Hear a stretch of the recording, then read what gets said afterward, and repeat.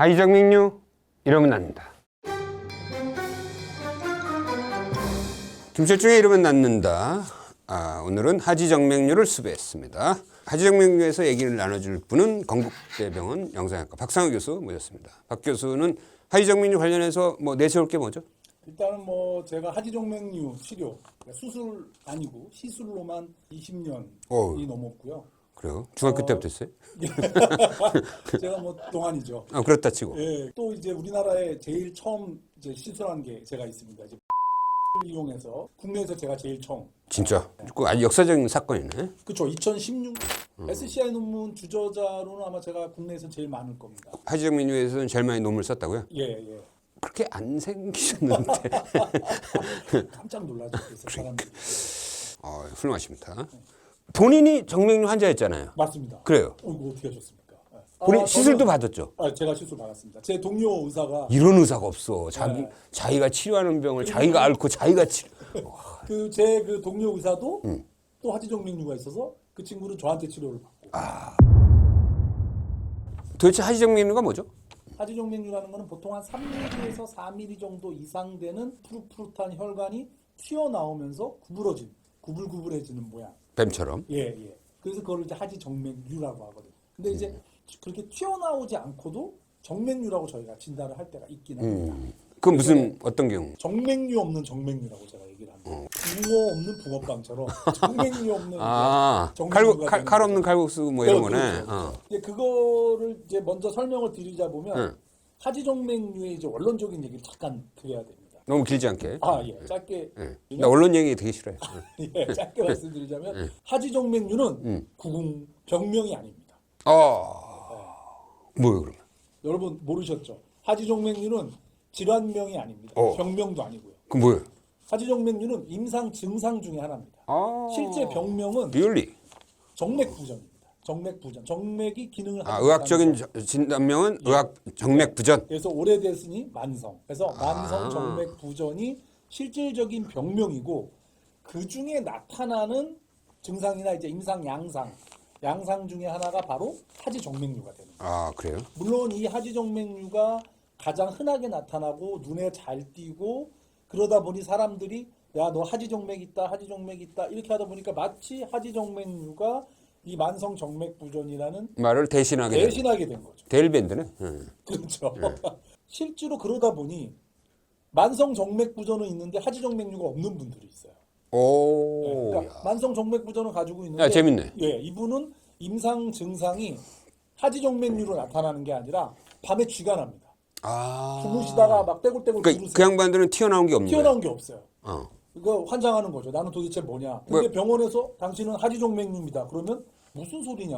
나는 튀어나온 거 하나도 없고 매끈한데. 멱살 잡아? 아니 멱살까지는 아는데 의심의 눈초리로. 지금 기자님이 저를 보시는 것 같은 의심의 눈초리로. 좀 의심이 되네. 그래서 그때 설명을 해드립니다. 이게 하지정맥류는 사실은 이게 병명이 아니고 여차저차해서 하지정맥류. 그러면 이게 상당히 충격적인 얘기인데 그러면 이 사람은 왜 밤에 떼굴떼굴 구르는 거예요? 이제 정맥 고혈압, 그러니까 정맥 부전 때문에 발생하는 증상인데 정체가 되는 거예요? 그렇죠. 주무시다 보면 아무래도 감각이 예민해지니까 더 쥐가 이제 잘 나는 거죠. 그러면 예를 들어서 우리가 다리 꼬고 앉았을 때 하지의 혈류가 막 정체돼서 다리 엄청 저리듯이 그런 증상인 거예요? 그런 저림도 있고 이제 쥐가 나는 것처럼. 제가 느꼈던 증상은 브레이크 같은 걸 세게 밟으려고 쭉 뻗기만 해도 쥐가 날 정도로 근데 상당히 심했거든요. 그 치료하고 나서 사라졌어요? 없어졌습니다. 지금은 전혀 없습니다. 또 흔히 나타나는 것 중에 하나가 다리가 붓는 거.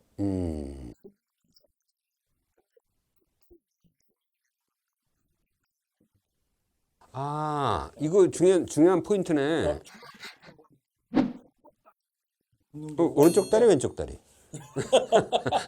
상관없어요? 네, 상관없습니다. 오케이. 그런 한쪽 다리만 붓거나 저리거나 앞 통증이 있고 자다가 불편해서 깨거나 이럴 때는 튀어나오지 않은 하지정맥류로. 근데 그거 일반인들이 알 수가 없겠다. 초음파를 해봐야 될 것 같은데. 그래서 제가 밥 먹고 사는 겁니다. 병원을 오셔야 되기 때문에. 꼭 건대병원 가야 되는 건 아니죠? 가까운 병원에 가셔도 되는데 결국은 치료는 저한테 받으시는 거예요.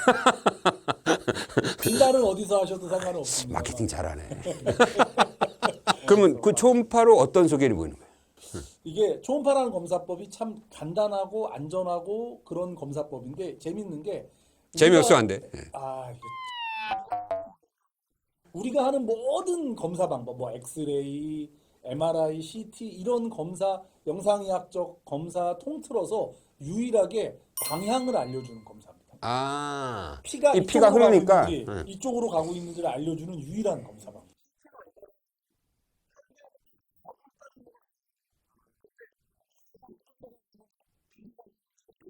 아, 그러면 이게 네. 심장 방향으로 피가 흘러야 되는데 그렇죠. 상식적인 얘기. 그렇지, 예, 상식. 정맥이니까 몰상식하게 심장이- 밑으로 가면 안 되는구나. 그렇죠. 상식적으로 피가 심장으로 가야 되는데 몰상식하게 발끝 쪽으로 가면 거꾸로 예. 밀려서 내려가는 거야. 그렇죠. 아. 그렇게 되면 이제 그거는 우리가- 초음파로 확인할 수가 있는 거야. 예, 역류라고 하죠. 아. 정맥 혈류의 역류.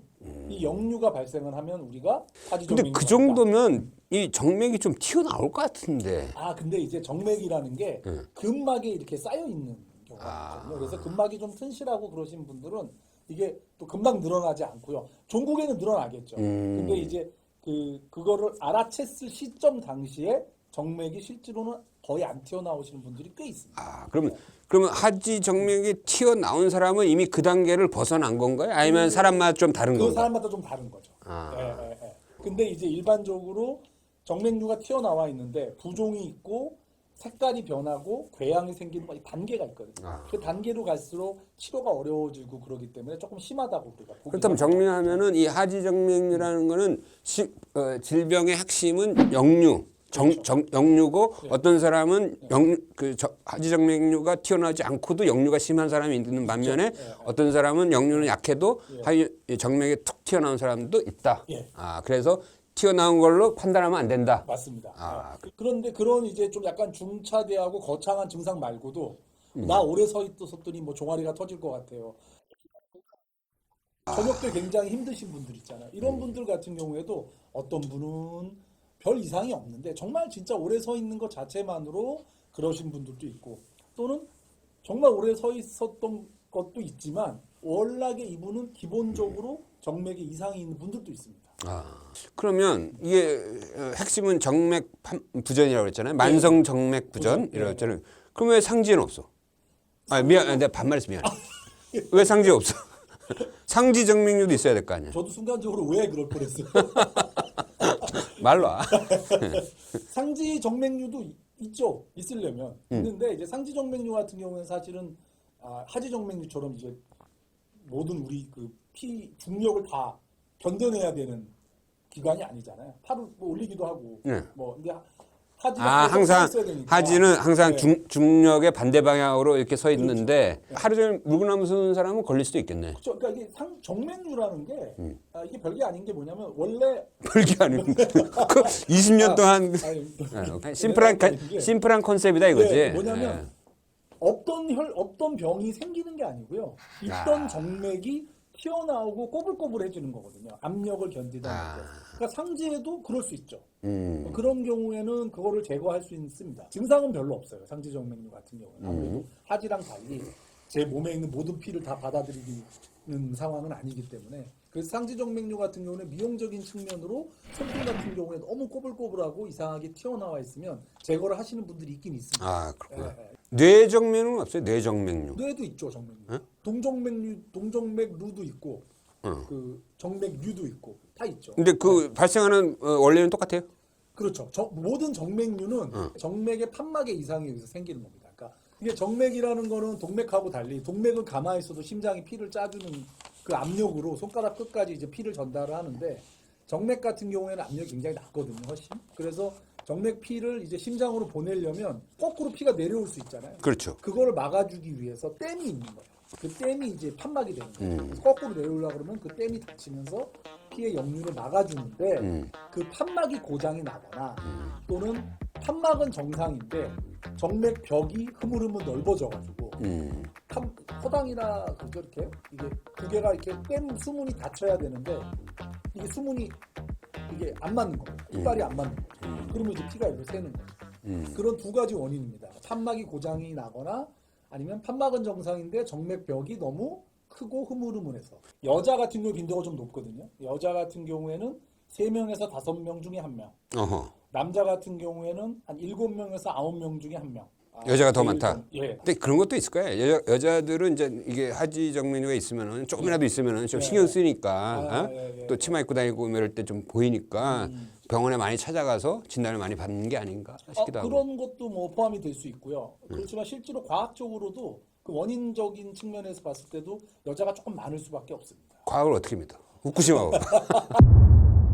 자 그렇다면 여자한테 왜 많은 거죠? 남자보다? 여성 호르몬, 에스트로겐, 아하. 프로제스테론이라고 하는 여성 호르몬이 이제 근력, 맞아 이런 예. 말이 나와야 돼. 그래서 근력에 영향을 주면서 이제 혈관 확장, 영향을 미쳐. 여자들은 상대적으로 이 정맥이 좀 이렇게 약간 흐물흐물하다 이렇게 볼 수 있는 거다. 그래서 이제 영향을 튀어나올 미치기 수도 때문에, 있다. 그렇기도 하고 또 임신 같은 경우에도 이제 정맥에 악영향을 미치죠. 이제 복부에 이제 커다란 아이가 있으면서 압박을 하게 되니 밑에서 올라오는 혈류를 방해하니까 정맥 순환 자체에 영향을 미치게 됩니다. 그래서 좋지 않은 영향을 미치기 때문에 정맥류가 더 잘 생긴다고 볼 수 있죠. 그럼 고령자들은 왜 늘어나는 거예요? 그것도 아까 말씀드렸던 것처럼 어떤 이게 근력, 흐물흐물해지나 나이가 예, 들면? 예. 그것도 영향을 주고 아무래도 이제 기능적인 측면에서 연세가 드시다 보면 남 부분이 또 떨어지게 되죠. 많이 떨어지셨잖아요. 기능. 많이 떨어지긴 했는데 그러면 이게 체질적 요소라고 치면은 가족력도 있어요? 엄마가 하지정맥류면 딸이 하지정맥류 그러니까 뭐 반드시 그런 건 아니고요. 확률이 높다. 네, 그렇죠. 확률은 높죠. 당고모가 하지정맥류 재종간이나 뭐 이런 제가 예전에 경험했던 경우는 아버지가 하지정맥류가 있었고 어머니가 하지정맥류가 있었어요. 와 근데 그분이 하지정맥류 집안이네? 예, 딸이 4분이 있는데 4분이 다 하지정맥류. 와. 그래서 따님 3분하고 아버지 어머니를 제가 다 치료해드렸던. 한 집안은 완전 주치의네. 물론 다 이제 진단을 받고 오는 경우도 꽤 있겠지만 그렇죠. 진료실에서 와가지고 어떻게 오셨어요 했을 때 하는 말이 뭐예요? 다리가 아파서. 아프다. 예, 정맥류가 튀어나왔다는 거를 제외하면 제일 많이 호소하시는 게 아주 모호한 통증을 얘기하십니다. 우리가 흔히 연세 드신 분들이 이제 많이 병원에 오실 때 보면 다리가 아프다고 오시는데 이게 척추나 다리 신경 때문에 다리가 아프고 저린 건지 정맥 질환 때문에 다리가 아프고 저린 건지 구별이 잘 안 돼요. 그래, 그거 중요해. 특히 이제 감각적인 이상을 많이 호소하면 신경 쪽이 원인일 가능성이 높고 저녁에 통증이 심하고 아침에 괜찮아지고 이러면 뭐 정맥일 확률이 높고 뭐 이렇게 구별을 하지만 총파를 해보면 정맥 원인은 여지없이 드러나거든요. 자, 그렇다면 이게 통증이 없는 하지정맥류 그렇죠. 그 냅둬도 돼요?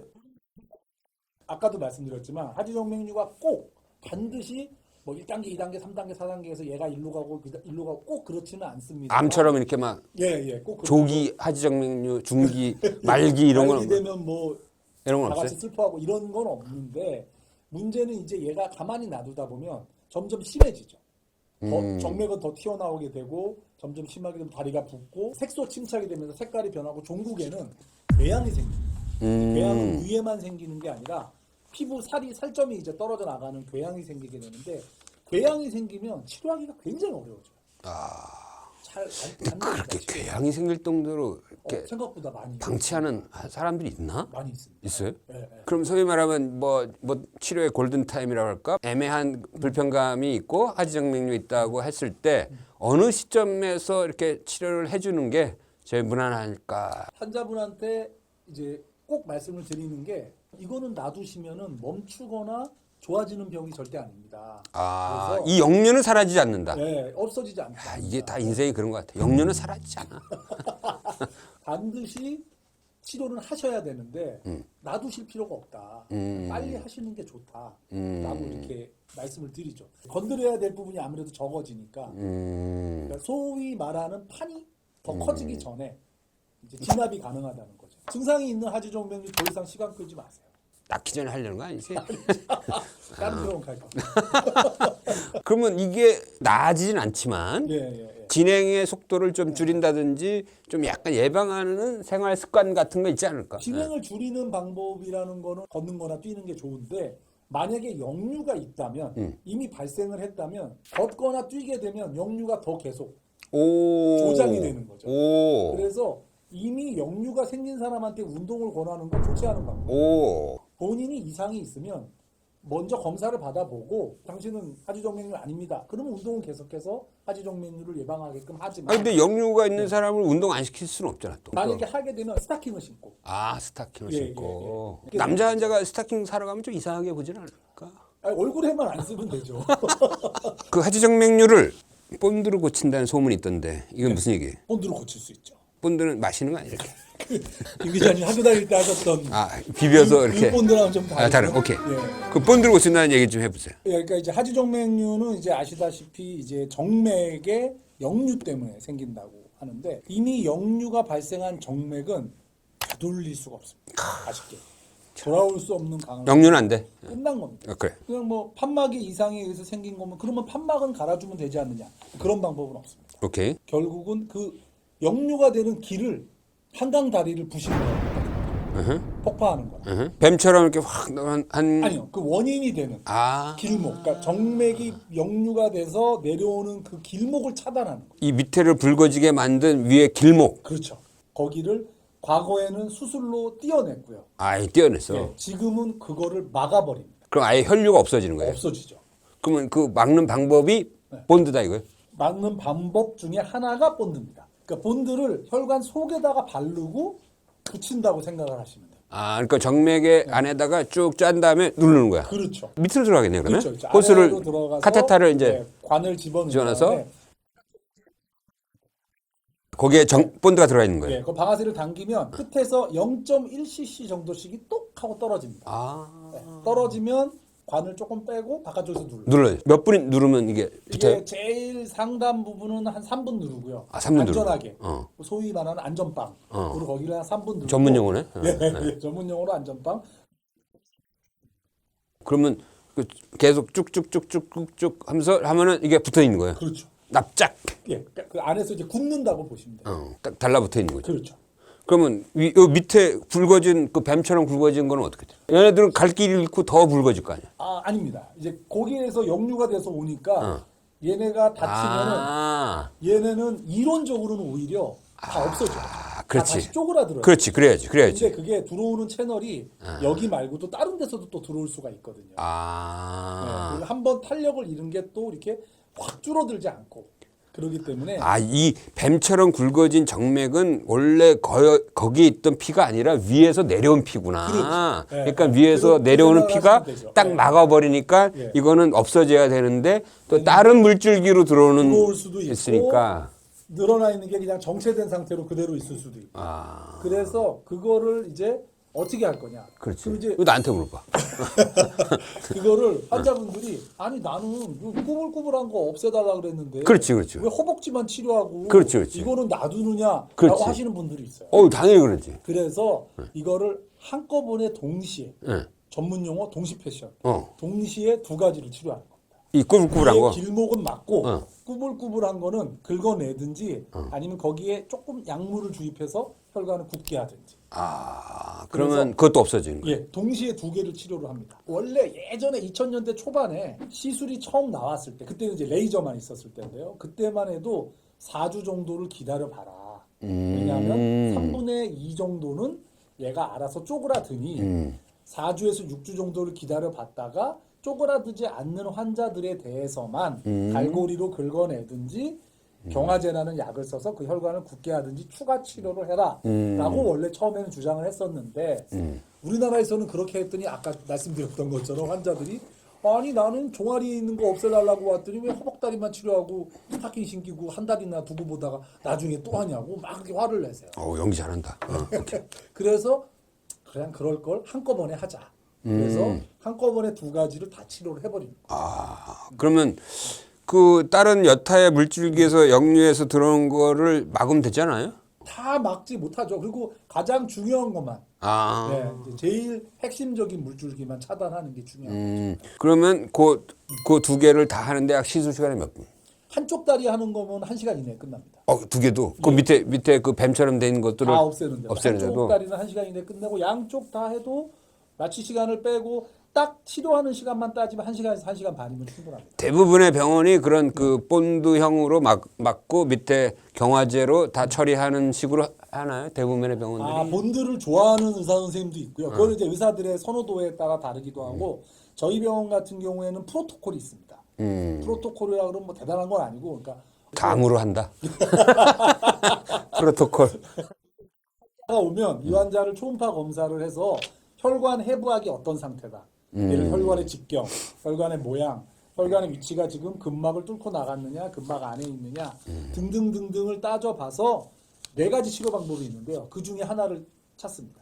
근데 제일 많이 하는 건 오히려 열을 이용하는 고주파. 고주파. 예, 오케이. 고주파를 제일 많이 하고 그 다음에 본드 그리고 이제 기계화학 폐쇄술이라고 그래가지고 클라리베인이라고 하는 상품명으로 나와 있는데 오케이. 예, 이 고주파는 쉽게 말씀드리면 다리미로 혈관 내벽을 지져버리는 겁니다. 역류를 일으키는 그 메인 혈관에 열을 내서 혈관 내벽을 태워버리는 거예요. 태워서 예. 그것도 아니요 아니 그건 혈관이 굳어버리는 거예요. 알아서 예, 기다리면 생겨서 굳어버리는 거예요. 그러면 고주파랑 본드는 예. 가격은 비슷해요. 시술 가격. 가격은 병원마다 조금씩 그거는 좀 왜냐면 이게 비급여기 때문에 건대병 안에서는 똑같아. 저희는 차이 없습니다. 아까 얘기 들어와서 누군 이걸 본드하고 누구는 고주파해. 이게 베나실이 너무 광고를 많이 해가지고 사람들이 베나실을 인식하고 올 거 아니야. 그리고 실제로 환자의 어떤 그 편리함 측면에서만 본다면 베나실이 최고예요. 장단점을 먼저 아셔야 돼요. 고주파는 열을 이용하다 보니까 주변 조직이나 신경에 손상이 갈 수가 있어요. 팽창 마취라 그래가지고 지진다고 하죠. 태워야 되는 혈관을 따라서 쭉 마취를 합니다. 근데 그게 이제 허벅지 안쪽에 바늘로 콕콕콕콕 찔러갖고 한 최소 15번 이상을 찔러야 되는데 그걸 아파요. 그게 많이. 아프구나. 아프다, 야. 또 예민한 데니까. 그러니까. 그래서 환자분을 재우는 게 좋고요. 그게 이제 충분히 팽창 마취가 안 되면 옆에 붙어 있는 신경이 한마디로 놀래는 거죠. 이게 뭐 몇 달을 쩌릿쩌릿한 느낌이 있으니까 그렇게 느끼시는 분들이 힘들지. 그래서 끝나고 나면 이게 멍이 많이 들거든요. 혈관 찔렀으니까. 찌르기도 하고 또 혈관 내벽을 태우다 보면 약간 천공, 혈관이 조금 터지기도 하고 이래서 스타킹, 압박 스타킹을 세게 신어야 돼. 일주일에서 2주 정도는 많이 이제 신도록 권유를 하거든요. 근데 베나실은 팽창 마취도 필요 없고요. 스타킹도 안 신어도 돼요. 그러니까 예를 들어서 여름에 요즘 같은 날씨에 스타킹을 쓰는 걸 좋아하는 환장하지. 사람은 없거든요. 지금까지는 다 지금 베나실이 좋은 얘기만 하고 있어요. 맞습니다. 네? 근데 단점이 뭐냐면 베나실은 이 본드가 알러지 반응을 일으킵니다. 이게 알러지 반응인데 그럼 미리 테스트하나? 아니요, 그게 효과가 없어요. 몰라. 몰라요. 근데 이 알러지 반응이 빈도가 뭐 10명 중에 1명, 20명 중에 1명이면 무시하고 가겠는데 이 빈도 굉장히 높아요. 가려? 10명 가려 거기가? 3, 4명. 거기가 가려? 가렵기도 하고 빨갛게 일어나는 오. 꼭 이렇게 딱이 한 10대 맞은 것처럼 와. 아주 빨갛게 며칠 일어나고 동안 계속? 그래서 약을 먹죠. 약을 먹으면 이제 좋아지시긴 하는데 아주 심한 경우에는 이게 전신 반응이 나타나시는 야, 이건 아니다. 입원하셔서 스테로이드 치료를 받으시는 분도 이야. 아주 드물게는 있습니다. 저는 경험이 없는데 다른 병원에서는 있었습니다. 그러면 병 날려다 병 얻는 거네. 어이. 그래서 이걸 한번 당하신 분은 꺼려 하시는 분들. 본드고 나발이 그냥. 에이. 근데 고주파는 상대적으로 할 때는 조금 귀찮고 스타킹을 신어야 되는 불편감이 있지만 그게 시간이 딱 지나면 그 다음부터는 괜찮다. 없습니다. 이 폐쇄율은 어때? 폐쇄율. 똑같습니다. 그거는 차이가 거의 없습니다. 똑같다. 근데 왜 니네 병원은 10명 중에 2명만 본드를 하느냐? 반반으로 할 수도 있는데 자, 여기서 2명 온 거 아니야, 환자가? 오케이. 우리가 한번 고민해봐야 되는 게 뭐냐면 아까 베나실의 장점은 스타킹을 안 신는 거라 그랬잖아요. 그렇지. 고주파는 스타킹을 신어야 돼요. 아까 그 가지 튀어나온 거를 없앨 때 제가 갈고리로 긁어내거나 경화제라는 약을 조금 주사해서 혈관을 붓게 한다 그랬잖아요. 그거를 하고 나면 압박 스타킹을 신어야 됩니다. 베나실을 하던 뭘 하든. 고주파를 하던. 그렇지. 근데 만약에 베나실을 하고 갈고리로 긁거나 경화제를 주입했다면 베나실의 가장 큰 장점 중에 하나인 스타킹을 안 신어도 된다는 장점이 사라져버립니다. 그러네. 그러면 이 환자는 베나실을 할 필요가 없는 거죠. 스타킹 뭐 2주야 뭐 2주? 2주. 그거 뭐 근데 저도 제가 치료받고 스타킹 신어봤는데 힘들어? 힘들어요. 자극이 돼가지고 막 가렵고 이렇게 막 부드러기 같은 게 나고 막 그렇습니다. 스타킹을 잘 신었던 환자분들이 정말 고맙다라는 생각이 들었었습니다. 너무 힘들더라고요. 그 나중에 장기 폐쇄율도 똑같아. 같습니다. 그러니까 레이저, 고주파, 베나실, 기계화학 폐쇄소, 클라리베인 거의 다 똑같다고 보여요. 효과는 비슷하다. 근데 수술은 보험이 되잖아요. 그럼 수술하면 되지 왜 비싼 돈 내고 비급여를 하느냐. 폐쇄율은 똑같은데 수술 후의 통증 측면, 그 다음에 삶의 질의 측면, 그 다음에 일상생활로의 회귀까지의 시간. 빨리 일상생활로 복귀를 해야 되잖아요. 병원에 며칠이고 누워 있을 수도 없고. 근데 수술은 다른 시술보다 그게 늦습니다. 사회적 손실이 더 많은 거. 표정 보면 수술하면 큰일 날 것 같아. 그 약간의 그 케어 갖는 기간이 좀 길고, 그렇죠. 그다음에 반면에 이제 가격은 훨씬 더 건강보험 적용이 되니까 훨씬 더 싸다. 조금 전에 말한 기계화 그 폐쇄술은 뭐예요? 경화제라는 게, 경화라는 게 이제 딱딱하게 한다는 뜻이잖아요. 그래서 그거를 이제 혈관 안에다 주입을 하면 혈관 안이 딱딱하게 굳습니다. 그래서 예전에는 2000년대 중반에 유럽에서 많이 시도를 했는데 허벅다리 안쪽에 있는 정맥에다가 그 역류가 되는 가장 근본되는 정맥에다 주입을 해봤는데 그러면 그 혈관 따라서 쭉 딱딱해지는 거예요? 딱딱해져야 되는데 이게 절반 이하로 떨어집니다. 그거 어디 갔어? 다 씻겨 나가버리는 거죠. 아 이건 안 되는구나 하고서 포기했었는데 이스라엘 의사가 이제 가느다란 철사를 방아쇠 같은 걸 누르면 그게 회전을 합니다. 혈관 내벽에 따기를 때리는 거죠. 차차차차차차 따기를 때리면 혈관 내벽이 아이고만이나 하고서 이렇게 수축이 되죠. 그러면서 경화제를 쏘게 되는 겁니다. 과거에는 큰 바다에다가 오줌을 싸는 격이었죠. 다 씻겨 나가져 버리는 그런 상황이었는데 지금은 요강에다가 오줌을 싸는 거죠. 이제 이게 후쿠시마가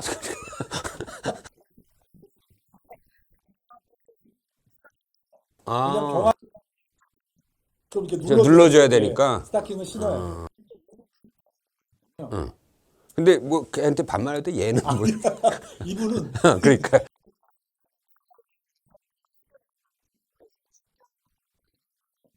그래서 뭐 하는데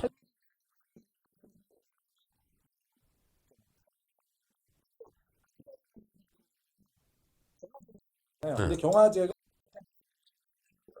그러니까 10cc 이상은 그러네. 되도록이면 사용하지 마라. 그래, 그거 큰일 나. 하기 때문에 그래서 반말하신 겁니다. 큰일 날걸요? 양을 적게 써야 되다 보니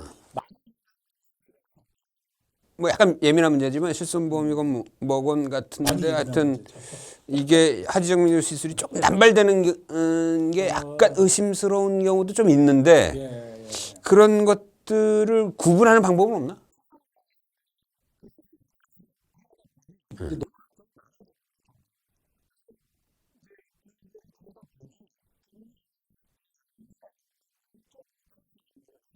이내의 역류가 있으면 그건 생리적 역류라고 해서 그거는 그냥 정상으로 간주를 합니다. 그 기록을 남겨야 돼.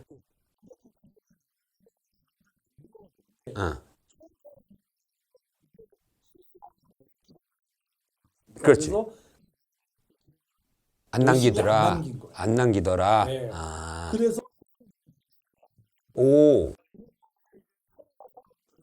그러네.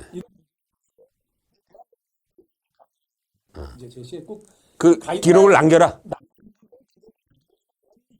초음파로. 네, 초음파로 동영상으로. 네, 남기고 뭐 라고 했고 그러네. 기본이네. 예, 기본. 분쟁이나 이런 논란이 없어질 거다. 다만 꼭 제가 말씀을 드리고 싶은 건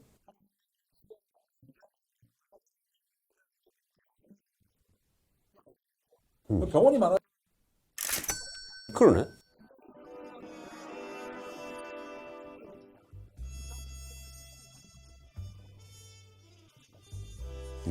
건국대병원 박상우 교수랑 그 하지정맥류 치료 A부터 Z까지를 들어봤습니다. 많이 참고가 되길 바랍니다.